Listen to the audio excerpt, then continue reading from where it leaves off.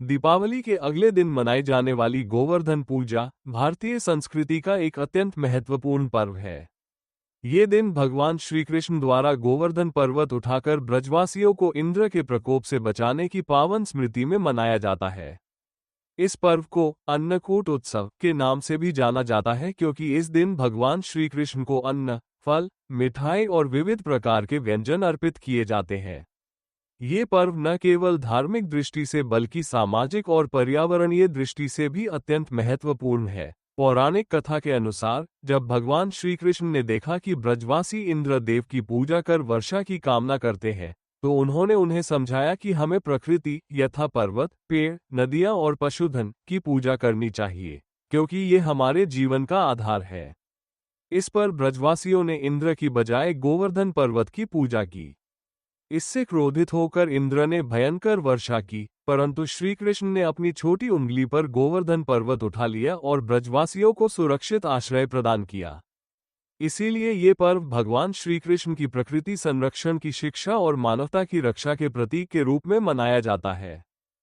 भारत के विभिन्न भागों में गोवर्धन पूजा अलग अलग तरीकों से मनाई जाती है। उत्तर भारत, विशेष रूप से मथुरा और वृंदावन में गोवर्धन पर्वत की परिक्रमा करने का विशेष महत्व है।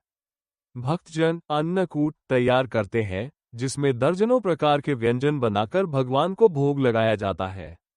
गांवों में लोग गोबर से गोवर्धन पर्वत का प्रतीक बनाते हैं, उस पर फूल, दीपक और मिठाइयां सजाते हैं और आरती कर पूजा करते हैं।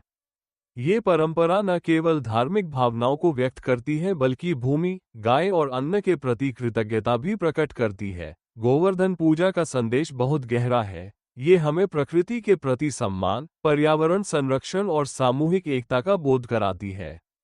ये पर्व हमें याद दिलाता है कि सच्ची पूजा केवल देवताओं की नहीं, बल्कि उस प्रकृति की भी है जो हमारे जीवन को संभव बनाती है। इस वीडियो को लाइक करें, शेयर करें और हमारे चैनल कंज्यूमर टाइम्स को सब्सक्राइब करना न भूलें।